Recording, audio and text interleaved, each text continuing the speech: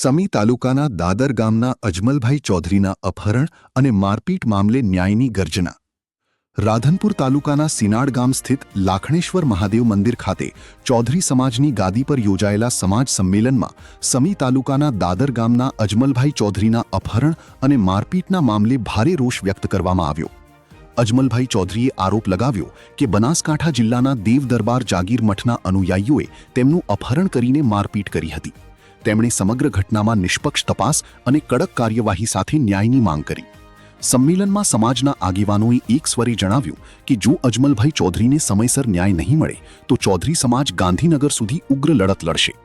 Reporter Dasharath Thakor, સમી। ન્યાયના માટે જે આ પ્રકરણ થયેલું છે 11 તારીખે 11/7 થી આજ 21 દિવસ થયા છે। મને જે ન્યાય નથી મળ્યો, જે બલદેવનાથમાં એફઆઈઆર કરેલી હતી એ એફઆઈઆરની માલિમકાથી જે અમને નામ આડાવડું કરી અને મેં નામથી કાઢી નાખ્યું તો ગોટાળા ચડાવ્યું છે। એ એફઆઈઆરમાં આ સમાજને મેં એમ બોલાવી હતી કે હજુ સુધી એફઆઈઆર થઈ નથી, એફઆઈઆરમાં એનું નામ નહીં દાખલ થાય ત્યાં ઘડી હું આ જપવાનો નથી। મારી માંગ એવી છે એક જ કે આ જે એફઆઈઆરમાં નામ એનું કાઢ્યું, એફઆઈઆરમાં નામ દાખલ થાય અને એને આરોપી તરીકે ઠરે એવી મારી માંગ છે। માંગ નહીં સ્વીકારે તો હું અહીંથી ગાંધીનગર જઈશ। આવીને અમે દસ્તાવેજની ચાલન આવી રીતે ફરી ભેગા થઈ અને ગાંધીનગર રહી અને મારો ન્યાય નહીં મળે ત્યાં ઘડી મારી લડત આવી રીતે ચાલુ રહેશે। અમારે મેં નામ પહેલું મુદ્દામાં મોખરે નામ બલદેવનાથનું લખેલું હતું અને એનું નામમાંથી કાઢી નાખવામાં આવ્યું છે તો એનું નામ ફરી દાખલ થાય અને એને પોલીસ તપાસ કરી અને એને એરેસ્ટ કરી મારે ના રાજકીય રીતે લક્ષ્ય થાય એવું હું જાણતો નહીં। મારે ખોટી વાત કોઈ નહીં થાય। પોલીસ દ્વારામાં ગમે તે થતું હોય, પોલીસ દ્વારા કરી છે એને ગમે તે પોલીસનો ઇશારો હોય। હવે પોલીસમાં ગમે તે રાજકીય દબાણ હશે તો આવું થતું છે, નકશો કેમ ના થાય। મારું નામ ચૌધરી અજમલભાઈ પાનાભાઈ। ન્યાયનું સંમેલન યોજવાનું કારણ ન્યાય જ છે। જ્યારે ઘટના ઘટે છે, ભોગ બનનાર પોતે પોલીસ સ્ટેશનમાં જઈ અને કહે છે, વિડીયો એના ઘટનાના પુરાવો પણ છે અને છતાંય પુરાવા હોવા છતાંય પોલીસ પ્રશાસન ઘટનાને મૂળભૂત રીતે લેવાની જગ્યાએ ફરિયાદમાં વિવરણ જે કરે એ વિવરણમાં વિસંગતતા રાખે તો સ્વાભાવિક રીતે ન્યાયની માગણી કરવા માટે સમાજ નીકળવાનો છે। ફરિયાદ જે દાખલ છે એ પોલીસ પ્રશાસને થરા પોલીસે લીધી છે અને એમાં મુખ્ય આરોપી તરીકે કાવતરાના મુખ્ય સૂત્રધાર તરીકે મહંત બળદેવગીરીનું નામ છે અને એમાં પોલીસે એમનું નામ લખ્યું નથી। બીજી વાત છે, જે લૂંટ થઈ છે 15,000 રૂપિયાની એ લૂંટનું પણ વિવરણ એફઆઈઆરમાં કર્યું નથી। તો આ બંને બાબતો છે એટલે સમાજની માગણી છે કે મુખ્ય સૂત્રધાર જે છે એમનું પણ ફરિયાદમાં મુખ્ય આરોપી તરીકે નામ લેવામાં આવે અને લૂંટ જે થઈ છે એ લૂંટને પણ ફરિયાદમાં દાખલ કરવામાં આવે। સમાજે નિર્ણય કર્યો છે 10 દિવસ પછી ગાંધીનગર કૂચ કરીશું અને ગાંધીનગરમાં બેસીશું। રાજકારણનું કોઈ પ્રેશર હોય એવું?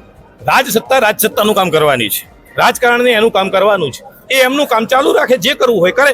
અમે સમાજ સત્તા તરીકે સમાજ તરીકે ન્યાયની માગણી કરીશું અને ન્યાયની માગણી કરતા રાજકારણ કે રાજસત્તા ક્યાંય વિક્ષેપ કરશે, ક્યાંય વિષયો નવા ઉભા કરશે તો સમાજ સત્તાને સમાજ કારણને બરાબર જવાબ આલતા આવડે છે અને અમે એ બરાબર જવાબ સમય આવે આપીએ દઈશું। સમાજના રાજકીય લોકોને કંઈ કહેવા માંગો છો?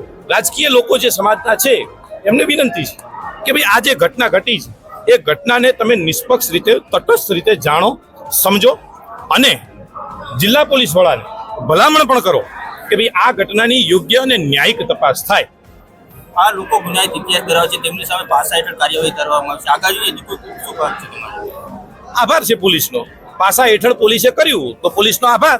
આવા અસામાજિક તત્વો જાહેરમાં બજારમાં ખુલ્લેઆમ નીકળે, ધર્મની જગ્યામાં જઈને બેસે તો શું સમાજને સંદેશો આપશે, શું સમાજ વ્યવસ્થાને આપશે?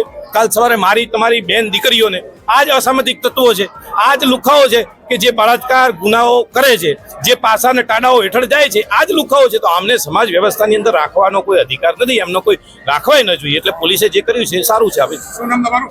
સાગરભાઈ ચૌધરી, સામાજિક કાર્યકર।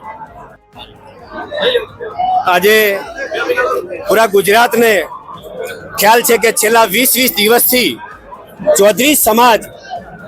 ચૌધરી સમાજની આન બાન અને શાન એવી પાઘડીના ન્યાય માટે આજે મહાપંચાયતો અમે કરી રહ્યા છીએ। આજે એ વઢિયારી પંથક અને જતોડા સમાજના સૌ અમારા અગ્રણીઓ, વડીલો, યુવાનો મોટી સંખ્યામાં અહીંયા હાજર રહ્યા છે. અલગ અલગ પરગણામાંથી પણ સમાજના અમારા અગ્રણીઓ, યુવાનો આજે આ મહાપંચાયતમાં હાજરી આપી છે. અને અમારી એક જ માંગ છે, જે પ્રકારે હજારો કરોડો લાખો લોકોની શ્રદ્ધાનું કેન્દ્ર દેવ દરબાર મઠની અંદર અને મઠમાં વહીવટ કરનારા મહંત એક ચૌધરી સમાજની અદાવત રાખીને અમારા આગેવાનનું અપહરણ કરાવીને અને મઠની અંદર લઈ જઈને જ્યાં લાખો લોકોની શ્રદ્ધા છે એવા શ્રદ્ધા કેન્દ્ર ઉપર ઢોર માર મારે, નગ્ન કરે, બંદૂક ભીડાવે, જાનથી મારી નાખવાની ધમકીઓ આપે, છતાં પણ 5-5 દિવસ સુધી અમારી ફરિયાદ લેવામાં ન આવે, પોલીસ સ્ટેશન છાવરતું રહે અને ન્યાય ન મળે, એટલા માટે અમારે આ મહાપંચાયતો આજે અહીંયા કરવી પડી છે. પૂરા ગુજરાતે જોયું છે કે જે ઘટના ઘટી છે વખોડવા લાયક ઘટના છે. અને એટલા માટે જે અમારી મૂળ ફરિયાદ હતી અને જે ફરિયાદ પોલીસે દાખલ કરી છે એમાં વિસંગતતા ઊભી થઈ અને એટલા માટે અમારે કાયદાકીય રીતે, સમાજની રીતે આ લડત લડવાનો અમારે વારો આવ્યો છે. રાજકીય દબાણને કારણે ફરિયાદ કરવાની કોઈ કાર્યવાહી નથી. બિલકુલ જે પ્રકારે થયું છે, પોલીસ કોના દબાણમાં કામ કરી રહી છે, પોલીસ શા માટે કાયદેસરની ફરિયાદ દાખલ ન થાય, મુખ્ય આરોપીનું નામ ન આવે, કોના દબાણમાં કામ કરે છે, આજે હું આપના માધ્યમથી પૂછવા માંગુ છું. પોલીસ શા માટે અહીંયા, પોલીસનું શું કનેક્શન છે થરા મઠ ખાતે, તે વારંવાર આવા કૃત્યોને છાવરવામાં આવે છે.